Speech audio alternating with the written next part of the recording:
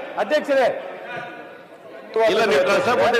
ಪ್ರಚಾರದಾಗ ಅಧ್ಯಕ್ಷರೇ, ಕೆಲವು ಈ ವಫ್ಗೆ ಸಂಬಂಧಪಟ್ಟ ಹಾಗೆ ಕೆಲವು ಯಾಕೆ ಈ ಗೊಂದಲಗಳು ಆಗಿದೆ ಅನ್ನುವಂಥದ್ದನ್ನ ನಾನು ಸ್ವಲ್ಪ ಸ್ಪಷ್ಟೀಕರಣ ಹೇಳಲಿಕ್ಕೆ ಬಯಸ್ತೇನೆ. ಮಾನ್ಯ ಸಭಾಧ್ಯಕ್ಷರೇ, ಮಾನ್ಯ ಅಧ್ಯಕ್ಷರೇ, ಉತ್ತರ ಕೊಡ್ಲಿ.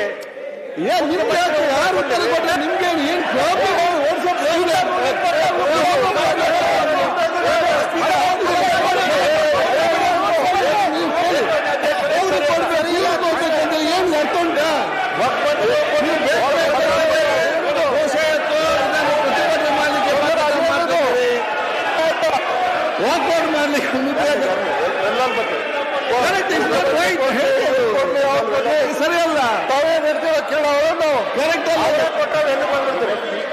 ಸರಿಯಾಗಿ ನೋಡಿ.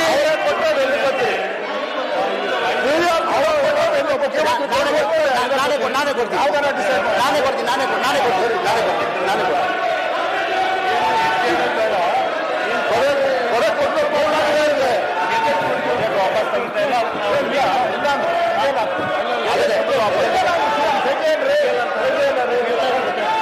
ಅದ್ರ ಸಂಬಂಧ ವಾಪಸ್ ಮಾಡ್ತೀವಿ ಹೇಳ್ಬಿಡಿ.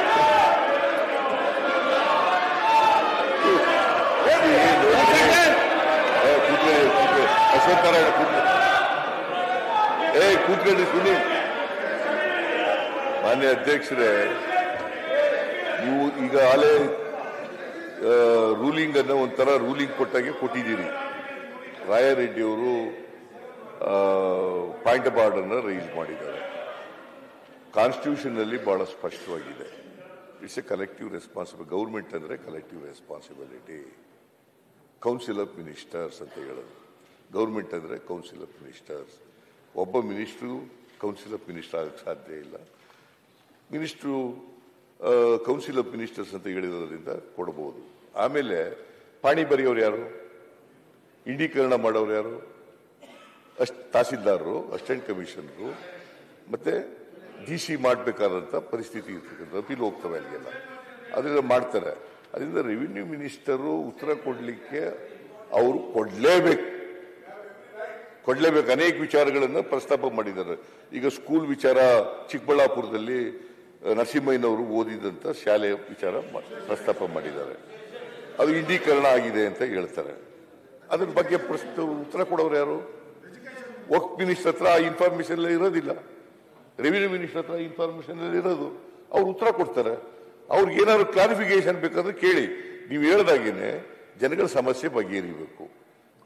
ಅವರಿಗೆ ವಿರೋಧ ಪಕ್ಷದವ್ರು ಕೇಳಿದಂತ ಪ್ರಶ್ನೆಗಳಿಗೆ ಉತ್ತರ ಸಿಗಬೇಕು. ಸರ್ಕಾರ ಅದನ್ನು ಒದಗಿಸ್ಕೊಡ್ಬೇಕು. ದಯಮಾಡಿ ನೀವೆಲ್ಲ ಮಾನ್ಯ ಎಲ್ಲ ಸದಸ್ಯರುಗಳಲ್ಲಿ ಮನವಿ ಮಾಡ್ತೇನೆ. ದಯಮಾಡಿ ರೆವಿನ್ಯೂ ಮಿನಿಸ್ಟರ್ ಉತ್ತರ ಕೊಡ್ತಾರೆ. ದಯಮಾಡಿ ಎಲ್ಲರೂ ಕೇಳಬೇಕು. ಆಮೇಲೆ ಏನಾದ್ರು ಕ್ಲಾರಿಫಿಕೇಶನ್ ಇದ್ರೆ ಕೇಳಲಿ.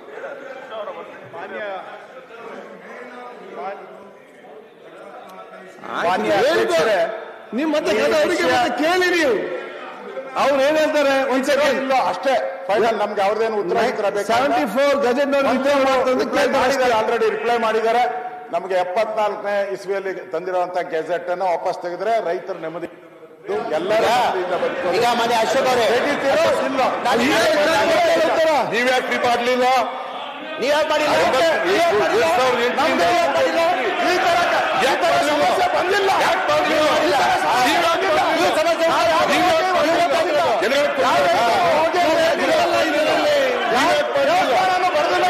ನೀನು ಮುಖ್ಯಮಂತ್ರಿ, ನೀನು ಮಂತ್ರಿ ಆಗಿದ್ದಿಲ್ಲಪ್ಪ. ಮಂತ್ರಿ ಕೇಂದ್ರ ಸರ್ಕಾರ ಬಂದಿದೆಯಲ್ಲ. ಆಮೇಲೆ 19ರಿಂದ 23ವರೆಗೆ ನೀವೇ ಇದ್ರಿ. ನಿಮ್ಗೆ ಜ್ಞಾನೋದಯ ಆದದ್ದು ಯಾವಾಗ? ಈಗ ಮಾಡ್ತೀರಿ. ಇವರಿಗೆ ಇವರಿಗೆ ರಾಜಕೀಯ ಬಂದಿದ್ದಾರೆ. ಈ ರಾಜಕೀಯಕ್ಕೆಲ್ಲ ನಾವು ಒಪ್ಪಾಕಲ್ಲ, ನಾವು ಪ್ರಧಾನಮಂತ್ರಿ ತೀರ್ಮಾನ ಮಾಡಿದ್ದಾರೆ.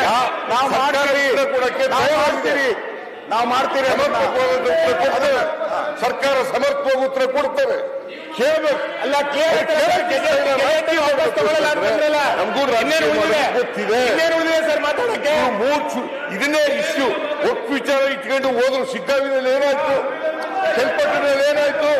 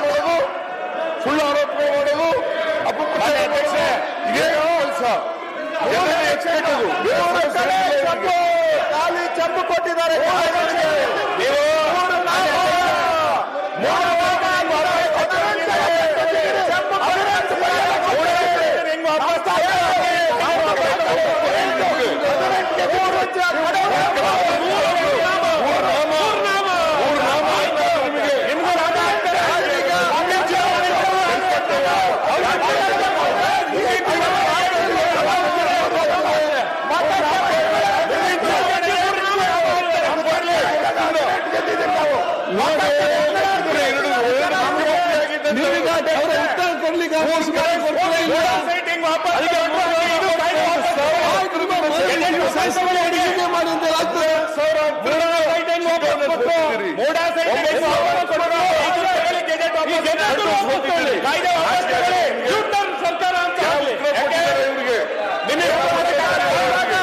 ಬರೀ ದುಡ್ಡು ತಿನ್ಕೊಂಡು ಮೈ ಮಾಡ್ತಿದ್ರು. ಇವತ್ತು ಇವರಿಗೆ ಇವ್ರ ಸರ್ಕಾರ ಇದ್ದಾಗ ಏನ್ ಮಾಡ್ತಾ ಇದ್ದಾರೆ? ಉತ್ತರ ಕೊಡ್ಲಿ.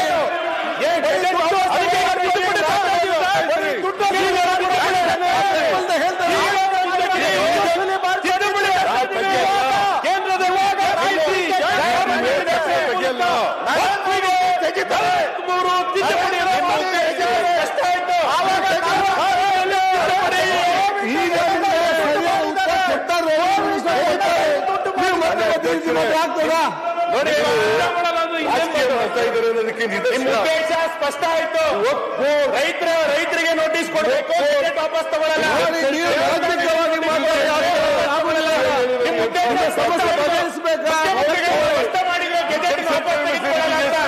ಅಂದ್ರೆ ಸರ್ಕಾರದ ಉದ್ದೇಶ ಏನು ಸ್ಪಷ್ಟ ಆಯ್ತು. ಮಾಡಿ ಎಲ್ಲ ರೈತರಿಗೆ ನೋಟಿಸ್ ಕೊಡಬೇಕು ಅನ್ನೋದೇ ಸರ್ಕಾರದ ಉದ್ದೇಶ. ಮೊಸಳೆ ಕಣ್ಣೀರು ಮಾಡಿ ನೋಟಿಸ್ ಕೊಡಬೇಕು ಅಂತಾರೆ. ಗೆಜೆಟ್ ನೋಡಿ ಇಲ್ಲಿ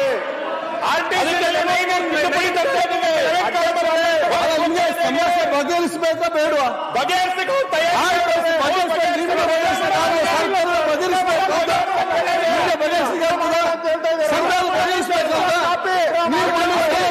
ಉತ್ತರ ಕೊಡ್ಲಿಕ್ಕೆ ಬಿಡುದಿಲ್ಲ ಅಂತ ಹೇಳಿದ್ರೆ ನೀವು ಬಗೆಹರಿಸಲು ಹೇಗೆ? ನಿಮ್ಮ ಉದ್ದೇಶ ಸರಿ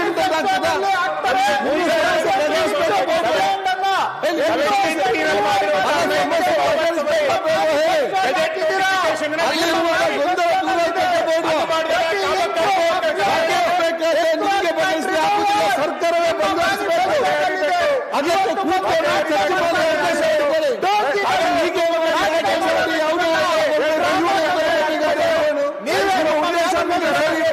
ಅದಕ್ಕೆ ಇದು ತಪ್ಪಬೇಕು ಅಂತ ನಾವು ಆಯ್ತು ನಾವು ಕೇಳಿದ್ರೆ ಈಗ ಅದನ್ನು ಆಗಿದೆ ಅಂತ ಹೇಳಿದ್ದಾರೆ. ವಿರುದ್ಧವಾಗಿ ನಾವು ಈ ಸರ್ಕಾರದ ಈ ಧೋರಣೆ ವಿರುದ್ಧವಾಗಿ ನಾವು ವಾಕೌಟ್ ಮಾಡ್ತಾ ಇದ್ದೀವಿ ಸರ್. ಅಧ್ಯಕ್ಷರೇ,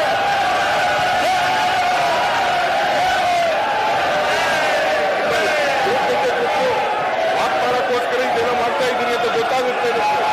ವಾಕೌಟ್ ಮಾಡೋದಕ್ಕೆ ಯಾಕಂತಂದ್ರೆ ಅವ್ರ ಕಾಲದಲ್ಲೇ ಆಯ್ತು ಅವ್ರ ಮ್ಯಾನಿಫೆಸ್ಟೋದಲ್ಲಿ ಫಸ್ಟ್ ಹೇಳಿದ್ದಾರೆ, ಎನ್ಕ್ರೋಚ್ಮೆಂಟ್ ಅನ್ನೆಲ್ಲ ವರ್ಕ್ ಪ್ರಾಪರ್ಟಿ ಎನ್ಕ್ರೋಚ್ಮೆಂಟ್ ಅನ್ನೆಲ್ಲ ತೆರವುಗೊಳಿಸ್ತೀವಿ ಅಂತ ಅವರೇ ಹೇಳ್ತಾರೆ. ಸಿಕ್ಕಾಕೊಂಡಿದ್ದಾರೆ. ಉತ್ತರ ಕೇಳಕ್ ತಯಾರಾಗಿಲ್ಲ ಅವರು. ಉತ್ತರ ಕೇಳ ಸನ್ಮಾನ್ಯ ಸಭಾಧ್ಯಕ್ಷರೇ ಒಂದು ಸ್ಟೇಟ್ಮೆಂಟ್ ಕೂಡ ರೆವಿನ್ಯೂ ಮಿನಿಸ್ಟರ್ ಸನ್ಮಾನ್ಯ ಸಭಾಧ್ಯಕ್ಷರೇ ನೀವು ಕೂತ್ಕೊಳ್ಳಿ, ಅದ್ರ ಪಕ್ಷ ಕೂತ್ಕೊಳ್ಳಿ. ಬಾಬಣ್ಣ ಒಂದು 2 ನಿಮಿಷ ಬಸಪ್ಪ ಕೂತ್ಕೊಳ್ಳಿ. ಸ್ಪಷ್ಟೀಕರಣ ಇರಲಿ ಸರ್. ಸನ್ಮಾನ್ಯ ಸಭಾಧ್ಯಕ್ಷರೇ, ಒಂದು ಇದು ಸೂಕ್ಷ್ಮ ಕೂತ್ಕೊಳ್ಳಿ. ತಮ್ಮಯ್ಯ, ಶ್ರೀನಿವಾಸ್, ಬಸವರಾಜ್. ನ್ಯೂಸ್ ಫಸ್ಟ್ ನಿರ್ಭೀತಿಯಿಂದ ನಿಮ್ಮ ಪರವಾಗಿ.